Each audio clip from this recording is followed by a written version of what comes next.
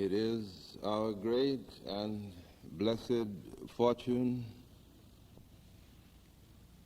that our lives are never left to themselves alone.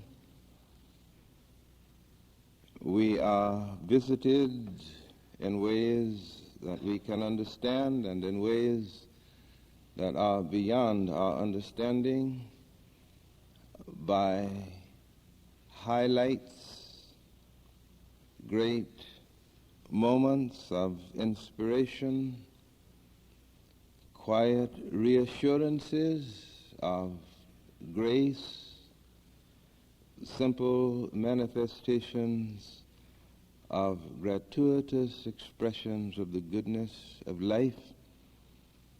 These quiet things enrich our common life and give to the ordinary experiences of our daily grind a significance and a strength that steadies and inspires.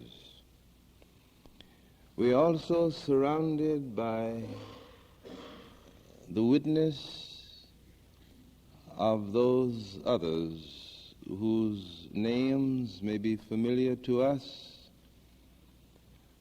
whose strivings have made possible so much upon which we draw from the common reservoir of our heritage,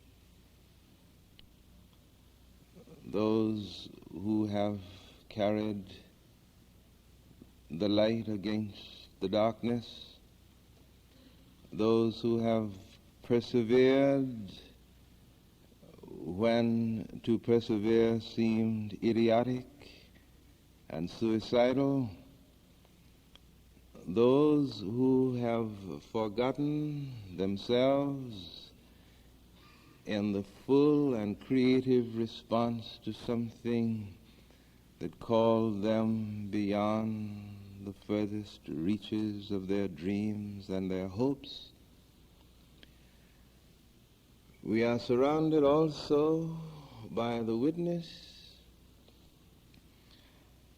of the life of the Spirit in peculiar ways that speak directly to our hearts and to our needs. Those men and women who walk the pages of the Holy Book,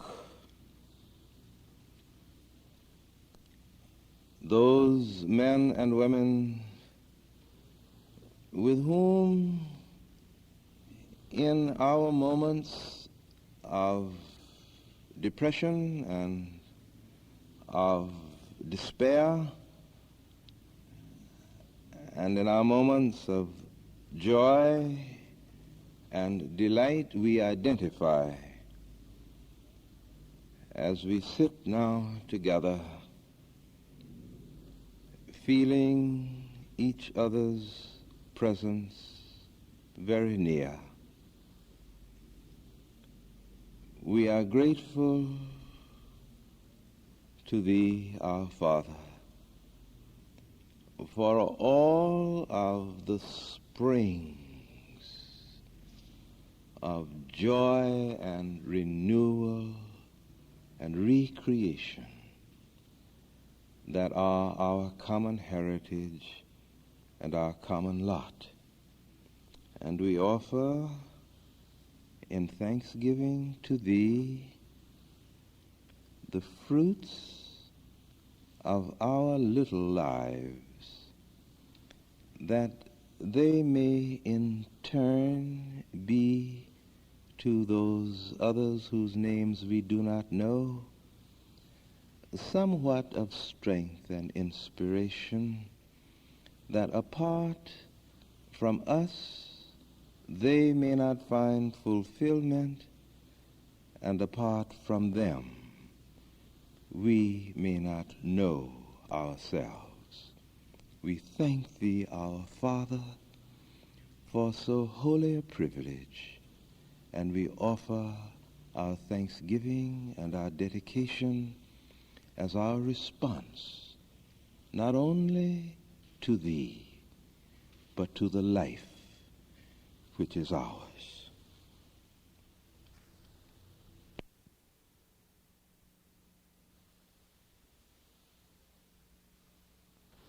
We're continuing our thinking together about the moment of crisis, and we are considering the significance of this kind of experience in the life of Paul, the apostle of Christ. Set your hearts on the higher talents, says Paul, and yet I will go on to show you a still higher path. Thus I may speak with the tongues of men and of angels, but if I have no love, I am a noisy gong or a clanging cymbal. I may prophesy, fathom all mysteries and secret lore. I may have such absolute faith that I can move hills from their place. But if I have no love, I count for nothing.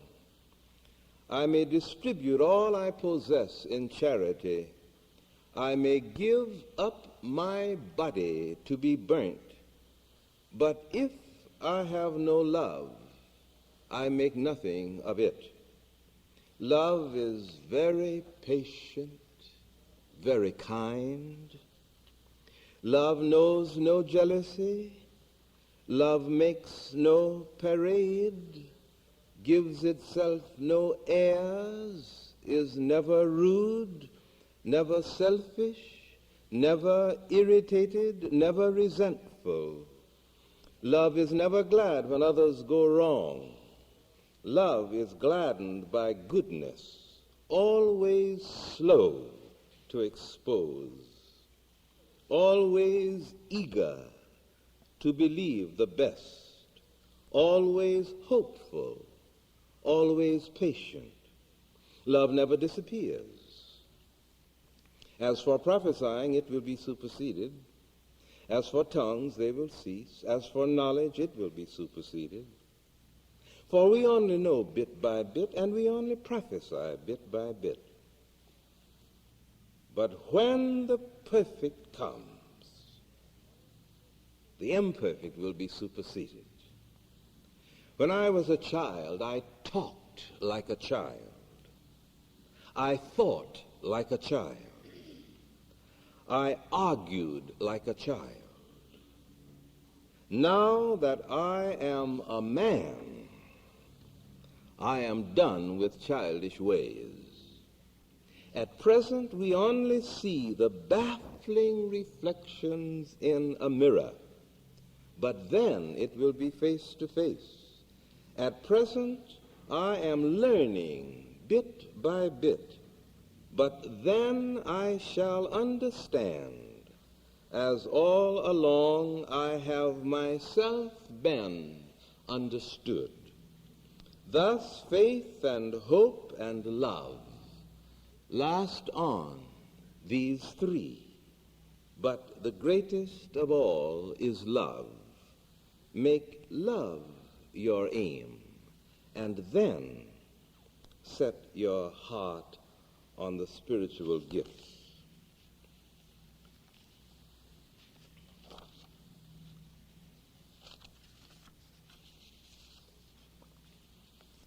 And then this, I would know him in the power of his resurrection and the fellowship of his sufferings, with my nature transformed to die as he died, to see if I too can attain the resurrection from the dead. Not that I've already attained this, or am already perfect, but I press forward to appropriate it, because I have been appropriated myself by Christ Jesus.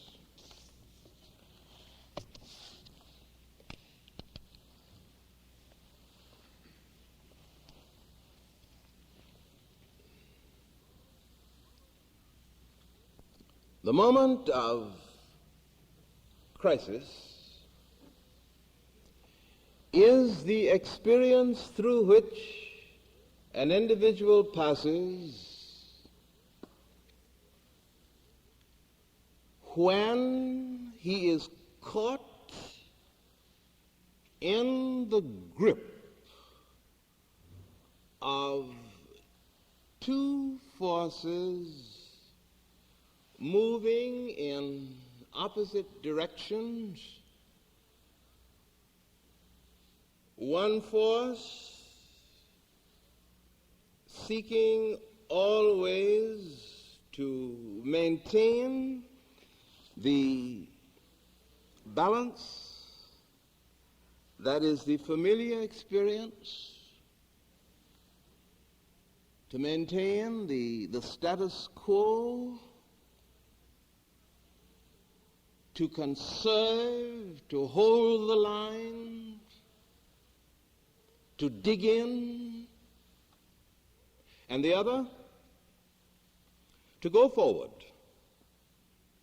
to take a step that has not been taken before, to move into an unexplored area, to change.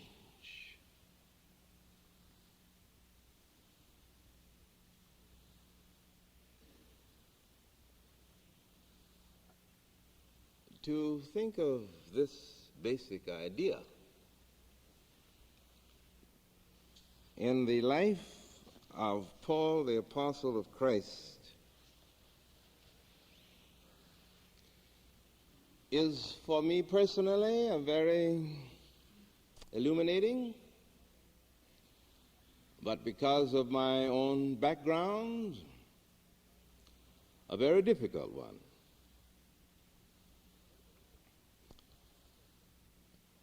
In order that you may not guess what I mean and thereby lose time, let me say very simply, when I was a boy, most of my life, my early life, I was reared by my grandmother. My grandmother, who was a young woman at the time of the Civil War, and therefore all of her early adolescence and late adolescence was spent in slavery.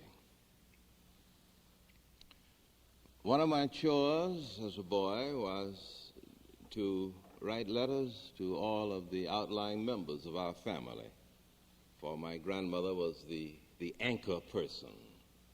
If you didn't know where anyone was, you simply wrote to her. She always knew where everybody in the family was. There came complaints from various members of the family because they found it difficult to read my writing. My grandmother, therefore, changed the chores. My sister, who wrote a very nice and refined and ladylike hand, became the letter writer, and I became the reader. One of the things that I had to do in addition to reading the letters was, of course, to read the Bible to my grandmother. She did not ever permit me, except under rare circumstances, to read from any of the Pauline epistles. Occasionally, she would let me read the chapter which I read to you this morning, the 13th chapter of 1 Corinthians.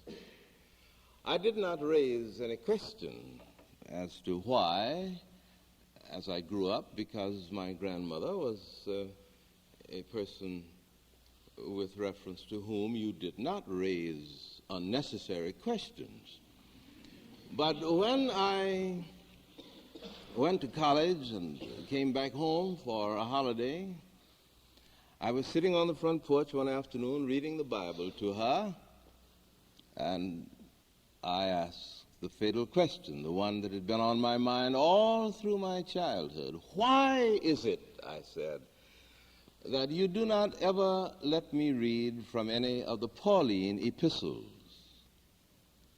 And she told me a very simple thing, and that during the days of slavery on the plantation where she lived in North Florida, twice a year the minister of the master would have religious services for the slaves.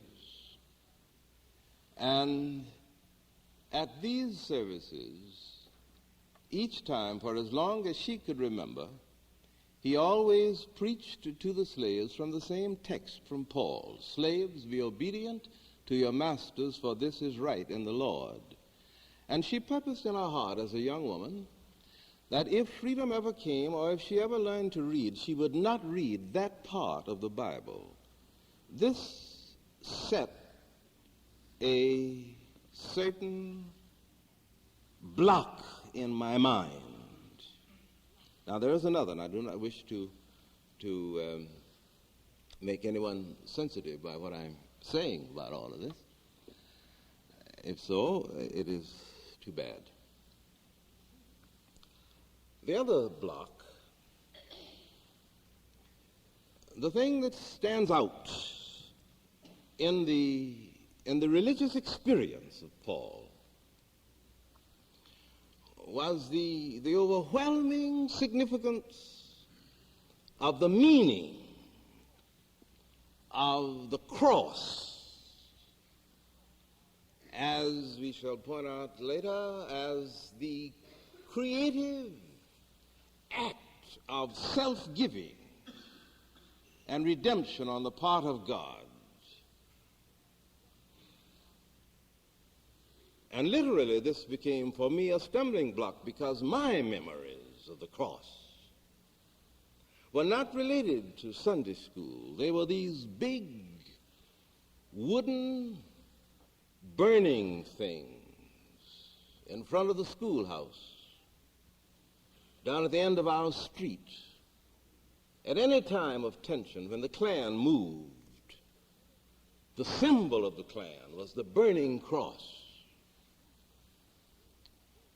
So with these two handicaps moving at the center of my own adolescence, I had to work my way through many, many crucial experiences of turmoil and trauma to arrive at a place that I could contemplate the meaning and the significance of this figure without having it sordid and unclean and full of those things that make for brutality and woe.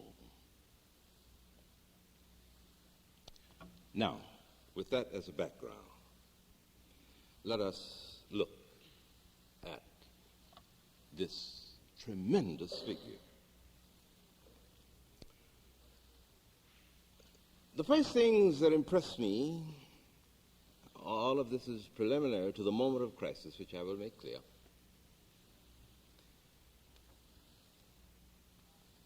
Jesus was the founder of Christianity. But Paul was the first great creative interpreter of Christianity. It seems to me, as I read the record, that at no point in the moving and significant and in many ways unique religious experience of Jesus did he ever formally break with the religion of his fathers. It seems to me that he lived experienced, taught, suffered, regarding himself always as the creative fulfillment of the meaning of the heart of the law and the genius of the covenant.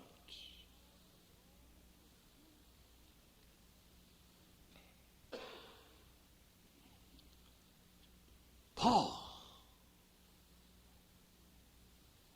has a very different story. There came a moment in the experience of this man when the decision which he made resulted in a clear and definitive break with the religion of his fathers. There's one other thing that's important here.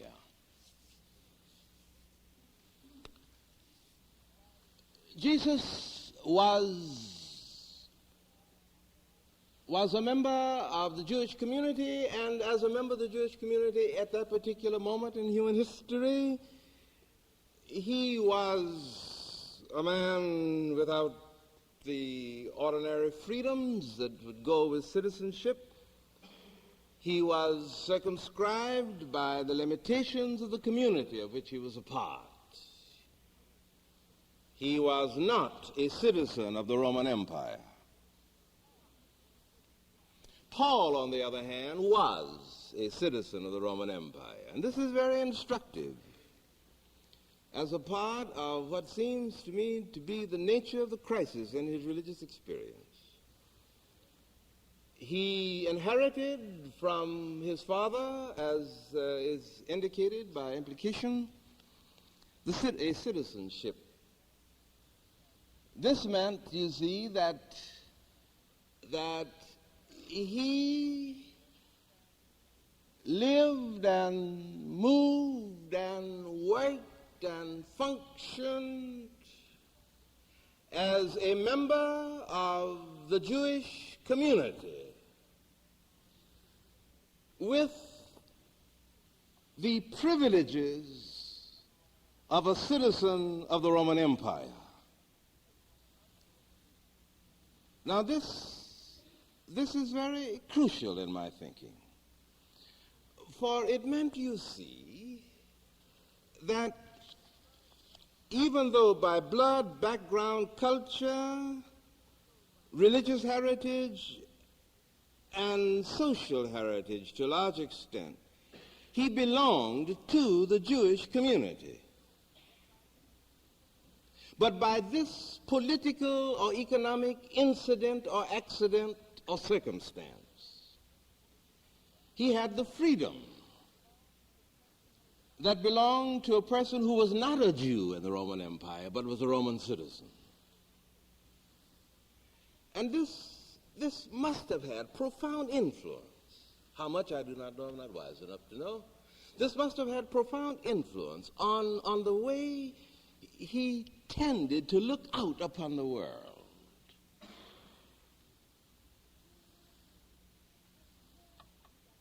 With whom would he identify, for instance? A simple question like that. With whom would you have identified? Suppose you were in a community in which all of the persons by whom you were tied in terms of blood and so forth and so on and heritage were people who were not a part of the ordinary presuppositions of citizenship. But you were an exception. Would you identify with those who guaranteed your own emotional security by giving you a protection against the mindless brutality of the thoughtless members of the environment? Or would you identify with those who had no protection from such brutality as such? So, if a Roman soldier pushed Jesus into a Palestinian ditch, it was just another Jew in the ditch. But if a Roman soldier pushed Paul into a Palestinian ditch, Paul could appeal to Caesar. And it is to the credit of the overwhelming power of Jesus Christ on his life that according to our records he appealed to Caesar only one time. But always here was something available. It's like having something in your hip pocket that you don't announce, but you know under certain very excruciating circumstances you might appeal to it and perform the miracle of freedom. Now this was the part of the whole burden of the man. Now, he witnessed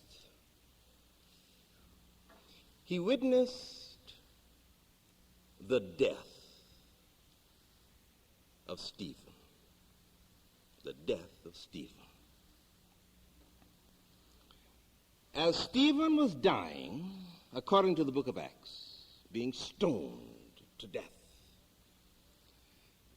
the clothes of the men who were doing this were laid at the feet of this man, Paul. And he watched Stephen die, being done to death by stones. And as Stephen is dying, he says, "Behold, I see Jesus Christ seated at the right hand of the Father."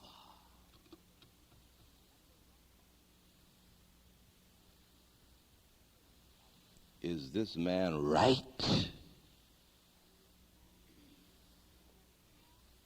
Is it true that the cross did not end the life of this man?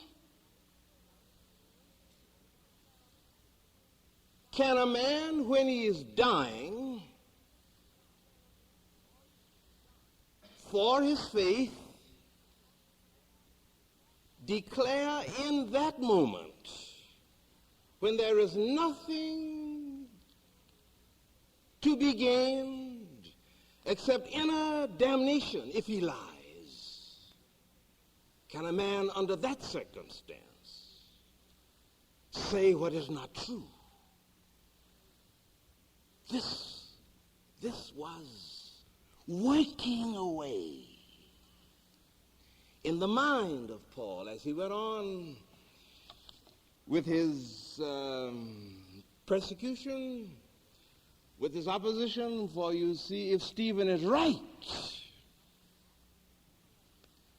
then the whole structure and foundation upon which I'm standing, Paul may have said, must be re-evaluated, rethought, reinterpreted. And he must have had very searching questions to ask various Christians as he came in close contact with them, taking them to the places where they were incarcerated. How did it happen that you believe this? What is the key? Why? He watched them endure, not with some sort of stoicism, but he watched them endure with a delight, a kind of holy glow in their countenance, and without all of the normal and natural psychological recriminations and hostilities that would be engendered towards those at whose hands you are suffering radical violence. These people were different. Why? Can they be right? were the things, I think, going on in his mind as he journeyed on the Damascus road. And there came a moment on the Damascus road when the thing happened. Hundreds of volumes have been written about what happened. But according to the simplest record, he had an encounter in which the crisis, which in my judgment had been building, now came to a point of tension that could not maintain itself without yielding one way or the other. And you heard a voice say, "Saul, Saul, why persecutest thou me? Who art thou, Lord?" Here, in simple language, as nearly as I can feel this, Paul discovered in his moment of crisis, bearing in mind how we define crisis, that Jesus was not dead. Now let me go back as quickly as I may. A part of the religious heritage which he brought with him to this moment of crisis was this: that God is the creator of life and the king of the universe. He is moral will, a person with moral will. Second, that God created the whole world, that God reveals himself in time and space by a series of mighty acts. One act is the creation of the world. Another act is the creating of a community of people who are so sensitized that they can understand and respond and interpret his moral will, so that they become, in that sense, a covenanted and unique community of all the peoples of the world. That creation is purposeful, that it is moving towards an event, which event is the coming of a Messiah who, when he comes, will bring an end to all of the things that are out of balance, and will bring an end to the age, and there will be a moment when the kingdom of God and the life of God will be all enveloping, and those that are outside of that will not have even the dignity of a continuation of existence. But the Messiah that would precipitate all of this had not come. And what Paul discovered in his religious experience was that the Messiah had come, that he who was crucified on the cross and who had come back from the grave, this was the Messiah. And now, the difference that it made in him was this: that unlike the religions around by which his life was surrounded, that had myths of the gods being born of a human mother and a divine father, and he lived and went back where he came from, but always he was not quite a part of the warp and woof and struggle of human beings. Paul introduces an idea out of his experience that God himself became articulate in the flesh, identifying himself with all of the dimensions of human life and human necessity and human need and human striving and human aspiration. And on the basis of that identification, tested by an act, a creative act of self-giving on a cross, which opened the door not for a select community, not for the rich or for the poor, not for the sick or the well, but for all men to participate in the life of God at the level of his creative expression in time and space, namely Jesus Christ. Therefore, he says,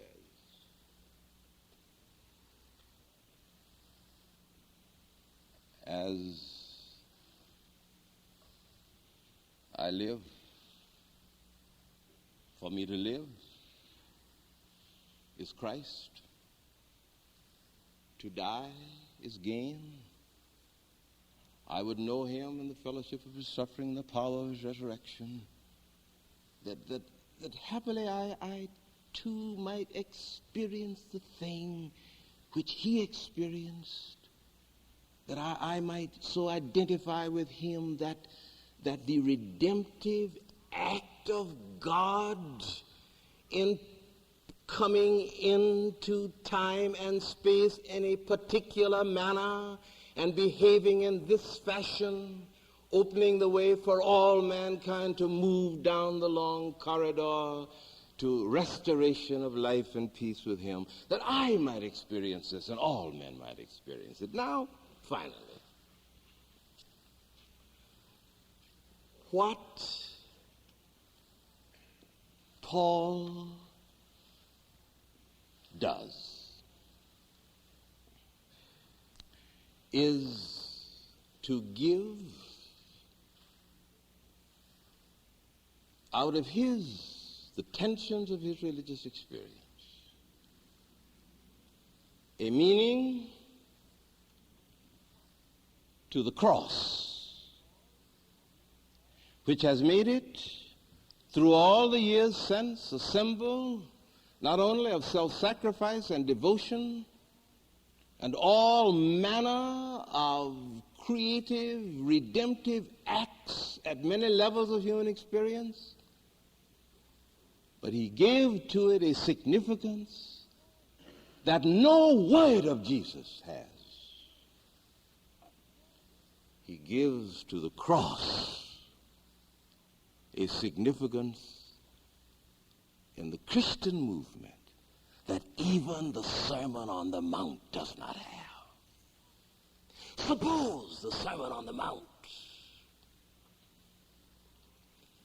had the emotional impact and push and vitality and creative thrust that we find in the cross. The whole story of man's life in Western culture would be a very different story.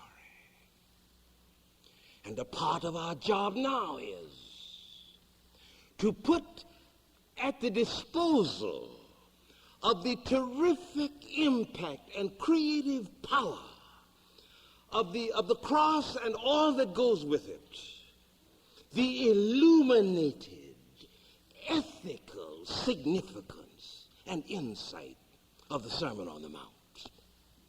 This is it. But they are divided. It would mean that at the heart of orthodoxy there would be a concern for man.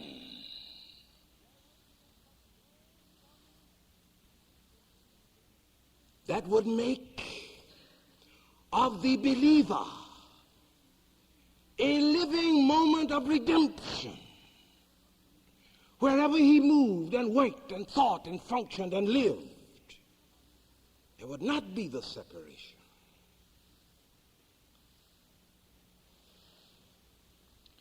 And it is to this, I think, we are called to put at the core of all of the emotional insight and fervor and stability, if you please, that comes from the long and sustained and redemptive significance of the cross in the story and the religious experience of Christianity.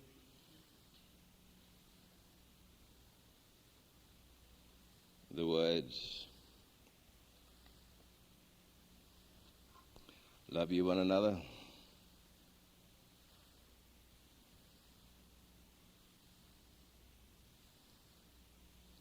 when you pray, do not use vain repetitions, but go to your closet and close the door, and there lay bare your heart to God. The lilies of the fields, the birds of the air. Oh, how your Father loves them. Aren't you worth more than they? Oh, men, how little you trust God. This is the combination, in my judgment, without which the human race cannot find redemption. And it is to this that we are called. Walk beside us, O God our Father, lest we stray from the places, our God, where we met thee, lest our hearts, drunk with the wine of the world, we forget thee. This is our cry. This is our boundless need, and we thank thee, our Father, that it is so.